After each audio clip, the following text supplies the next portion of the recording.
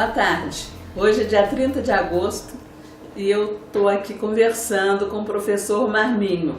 Hoje ele fez uma declaração numa audiência na Câmara sobre a FDE que despertou interesse e curiosidade, né? Não é isso? Eu queria cumprimentá-lo e perguntar o que foi que você falou e qual o sentido da coisa. Yara, o negócio é o seguinte, a FDE é um assunto que no ano passado ela pipocou, né? Nós falamos já no outro programa dele, né? Nesse assunto, pipocou ano passado na imprensa e voltou agora, e em função da eleição também e da decisão da juíza que cassou o prefeito, né? Uma história que estaria relacionada à FDE, a denúncia de desvio de dinheiro. Agora, hoje houve uma audiência pública na Câmara dos Vereadores, em que esteve convidado o deputado estadual, o único que é do PSOL, que é o Carlos Gianazzi, que o pessoal fala Gianazzi. Carlos Gianazzi, do PSOL. É do PSOL. Se escreve Deputado GI, mas estadual. em italiano GI se fala Di, mas pouca gente sabe isso aqui. O Fernando Gigli é chamado Fernando Gigli aqui em Taubaté, então esses nomes italianos com GI se dizem Di, mas as pessoas normalmente falam GI. Ele esteve aí para falar desse assunto e falar da questão da educação, porque ele é um assunto que ele pauta no mandato dele. Ele é diretor de escola municipal lá em São Paulo, antes de ser deputado. E ele fez uma explanação até bastante, vou dizer, pedagógica, didática do que acontece. Ele pautou também a questão da FDE, sempre num discurso que ele já faz ali no plenário, tal, as denúncias. Agora, o que eu ponderei, que ele também na fala dele estava contemplado, tal, é o seguinte: essa história da FDE começou com o Quércia, né?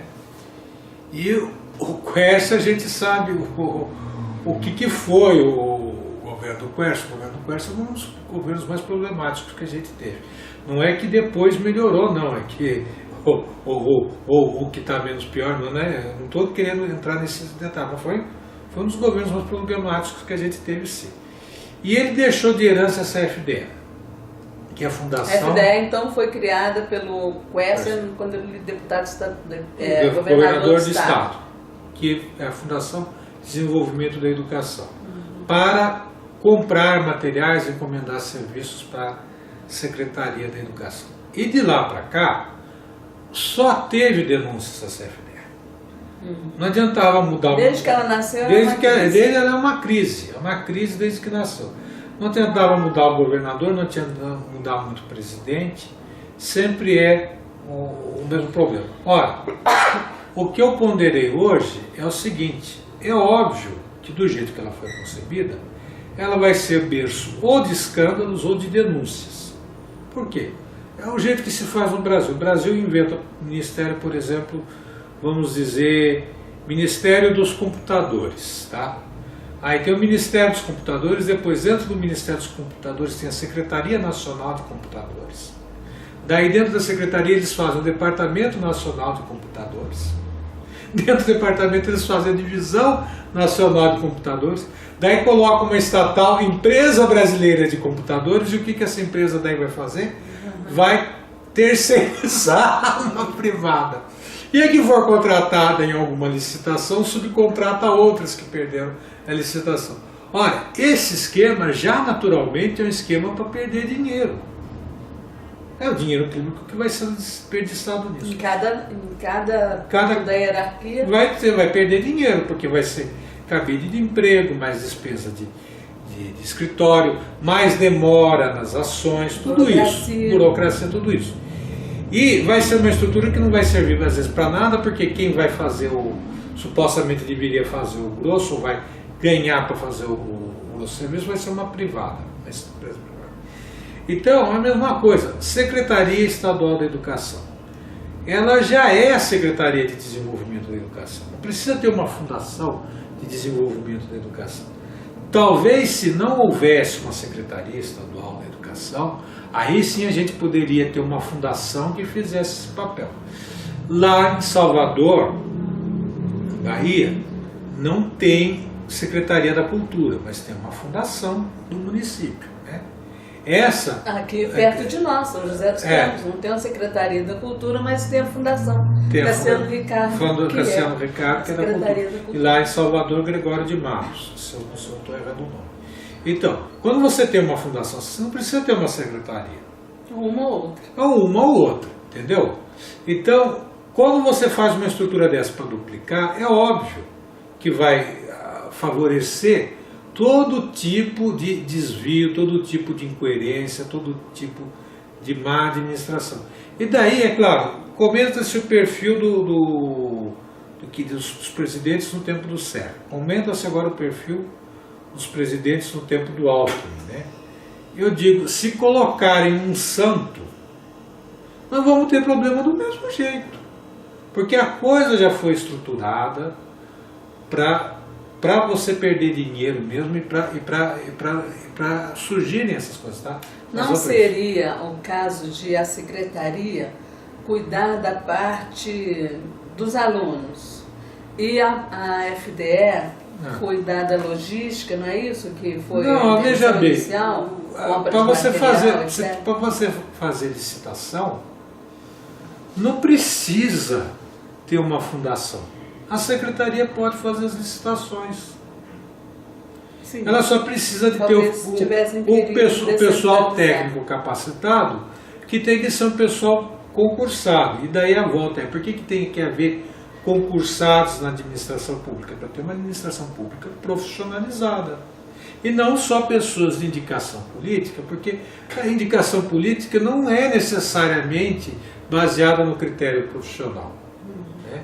Então, às vezes, você coloca numa secretaria, que é um cargo de indicação política, uma pessoa que é uma liderança num setor, tal, por ser uma liderança, mas não porque ele é um grande conhecedor daquela área. Agora, naquela secretaria, sim, aquele secretário de Estado vai ter que ter as pessoas que entendem do assunto para poder melhor assessorá-lo. Essa que é a questão. Então, a FDE ela já foi concebida assim. Eu não estou dizendo que talvez a intenção fosse premeditada dessa, mas ela serve para isso, para você criar problemas. Então nós precisaríamos simplificar essa estrutura, acabar com essa FDE, aproveitar os quadros de carreira dentro da Secretaria de Estado, acabar com esses excessos de comissão de nomeação política, porque isso daí só atrasa. Quanto mais você tem, mais atrasa. Você não pode ter zero de nomeação política, mas quanto mais você tiver, pior, só atrasa. E daí a secretaria mesmo, já que ela vai contratar serviços, ela não vai fazer os seus livros, não vai fazer as suas apostilas, nada disso, ela poderia fazer. Mas se ela não vai fazer, então ela faz uma licitação. Né? Terceirizada. Você já faz a licitação. Se é para isso, se é para terceirizar, ela faz diretamente. Uhum. Ela não precisa terceirizar a terceirização. Uhum. Entendeu? Tem um economista britânico, que eu acho que é o Keynes, que escreveu um livro que é considerado de humor. Eu não sei se é o Keynes ou se foi outro britânico. Que ele comentou o seguinte: num tempo que o Império Britânico estava dando independências para suas colônias, perdendo colônias, havia o Ministério das Colônias que começava a empregar mais e mais pessoas. Entendeu? Quando os ingleses decidiram sair da Índia, a administração colonial britânica na Índia passou a empregar mais gente do que antes. Então ele dizia assim, então ele observa o seguinte: quanto menos colônias o Império Britânico tem, quanto menos funções o Ministério das Colônias tem, porque as colônias mais gente ele emprega, né? Porque as colônias que não foram declaradas independentes e que ficaram, hoje elas todas têm administração local própria, de governo eleito. Então não precisa ter um Ministério das Colônias, que não existe mais.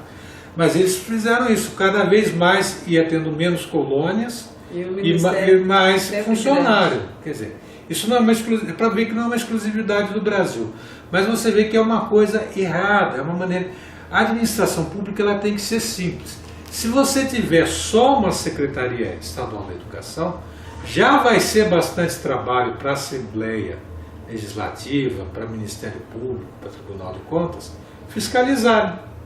Já vai ser. Mas vai ser mais simples de apurar as coisas.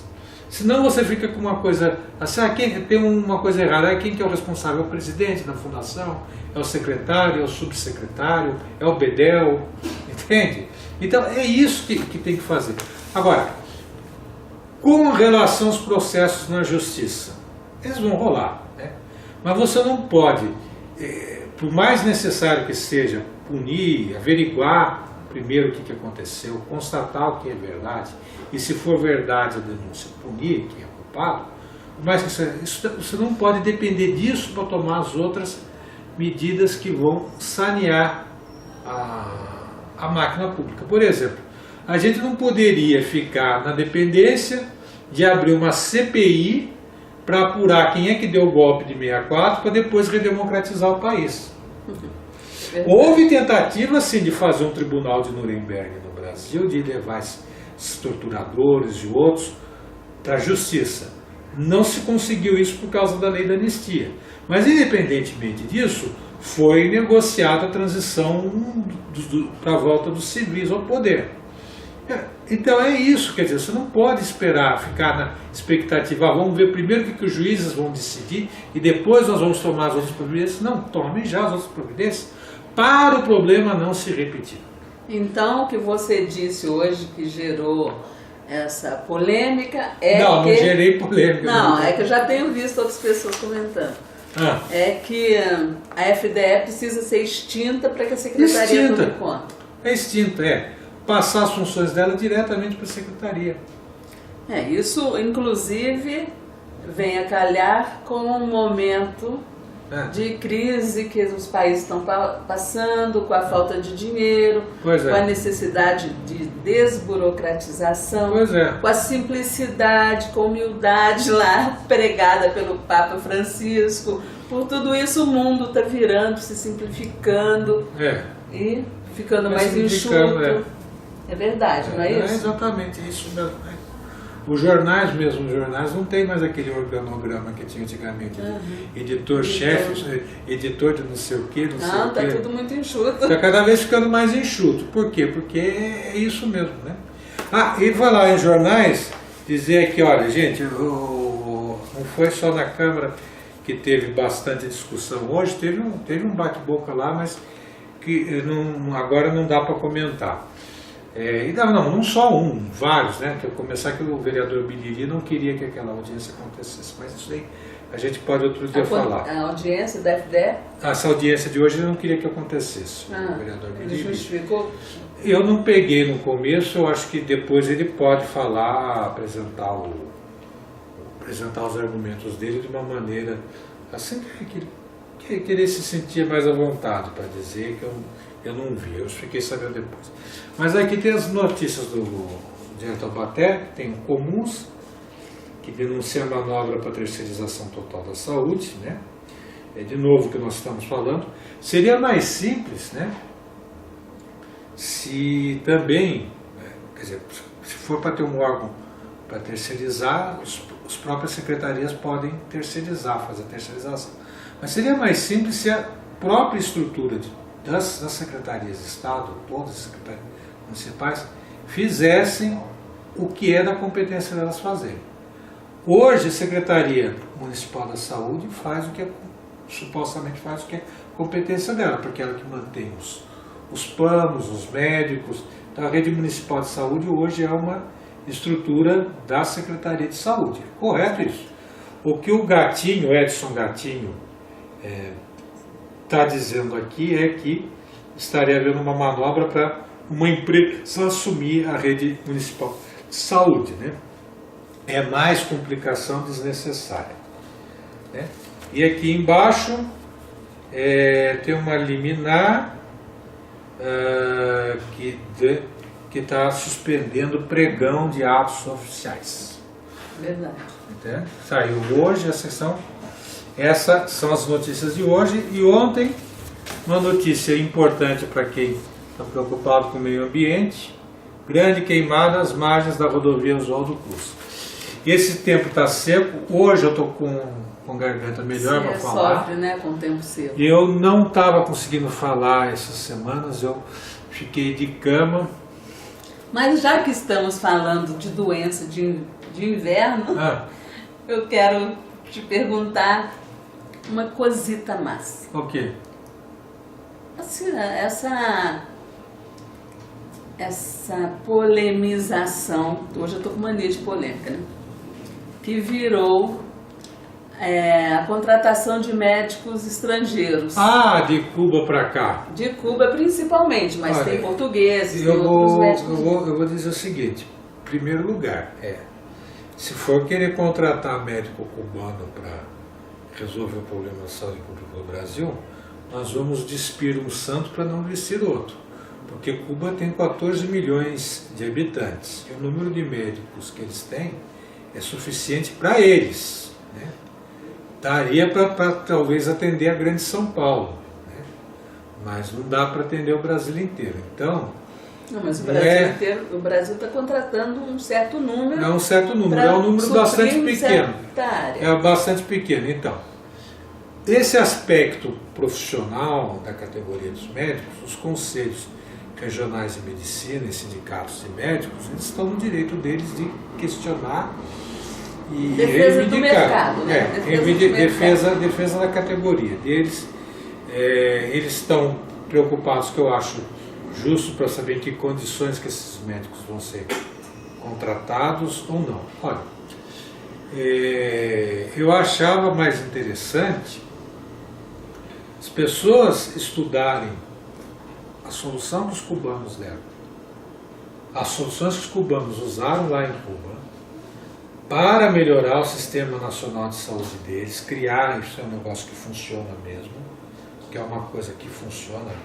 Inclusive, se vocês forem procurar, há um documentário do famoso cineasta norte-americano Michael Moore, que ele apresentando os problemas da saúde nos Estados Unidos, pessoas que têm plano particular de saúde não conseguem ser atendidos. E ele foi mostrar os serviços públicos de saúde em lugares que funcionam. Ele mostrou na França, no Reino Unido, no Canadá e em Cuba. Ele mostrou em Cuba como exemplo. Pois se Cuba é o exemplo, porque os médicos brasileiros estão dizendo que eles são despreparados. Eu acho que medicina de Cuba não, o cara estudou medicina como brasileiro. Eu acho que isso daí é um comentário deselegante, que eu acho que eles não deviam fazer. Isso como reivindicar condições para a categoria está correto. Agora, comentar a competência do colega, eu acho que não é muito elegante. Mas, enfim, o que seria interessante é observarem como é que é estruturado o Sistema Nacional de Saúde em Cuba, no Reino Unido, no Canadá, e ver, e tentar tirar ideias aqui. Claro que nós não podemos copiar, a gente não pode copiar, isso é errado. Mas a gente aprende com a experiência deles, qual é a lógica que eles usaram tal, para fazer um sistema que funcione, porque dá para fazer um sistema que funcione. Agora, essas pequenas cidades no Brasil, pequenos estados, pequenos e longínquas, né? Que as pessoas, os médicos não vão para lá. O que eles me disseram é o seguinte, é que eles não têm condições de trabalho. Condições de trabalho, eles dizem assim, às vezes você recebe o salário, mas não tem bisturi, não tem soro fisiológico que precisa sempre comprar, tudo isso, e depois se morre um paciente, eles é que vão ser processados criminalmente. Não dá para botar o médico para fazer muitas horas de plantão também, porque daqui a pouco o médico começa a esquecer esponja, tesoura dentro do paciente que vai operar. Não dá para fazer isso. Mas, e outra questão é que às vezes a prefeitura ou a secretaria contrata um médico, paga um salário exorbitante, às vezes um salário muito alto, né? Não vou dizer talvez exorbitante, mas alto, mas paga somente 3 meses e depois o resto do ano não paga mais. Então o médico não fica, né? Isso não é só em nível de, por exemplo, região norte ou centro-oeste, tá? Isso acontece aqui no interior do estado de São Paulo também, né? Lugares que não são muito Acontece longe. aqui também, onde tem bisturi, onde tem Aqui em máquina, Taubaté onde a tem gente, esparadrapo. aqui em Taubaté a Então gente não viu o são as problema. péssimas condições do interior. Não é porque é do tudo. interior, acontece aqui no Brasil, aqui em Taubaté a gente viu o problema de compra de Mas remédio. agora, se ninguém vai à luta, se o médico também não atender a população, para que ele se for? Pois é. Vai Pois é. entender. Pois é, Yara, mas eu acho que é isso. Eu acho que essa polêmica aí, ela é discutir um detalhe. Eu acho que o principal é fazer a saúde pública funcionar. Sem ter que ficar fazendo fundação de fundação de fundação, sem ter que ficar contratando empresa para subcontratar empresa, fazer um negócio direto, simples, descomplicado, fazer de uma maneira que funcione. Vai ter um custo alto? Vai. Isso é inevitável. Mas investe nisso. É preferível gastar dinheiro fazendo as pessoas terem saúde do que gastar com jato para ver Copa do Mundo ou desviar dinheiro para um e outro enriquecer. É melhor fazer isso, gasta com a saúde do povo. E outra coisa que todo mundo deve fazer é o que a gente está fazendo aqui, debatendo o assunto, colocando em xeque o que está acontecendo por aí e vendo se a gente contribui de alguma forma com alguma ideia que melhore as nossas condições de vida. Né, Marcos? Gente, leiam o Diário Taubaté, que hoje já foi o problema. Leiam e assinem. Tá bem? Um abraço a todos, muito obrigada. Tchau.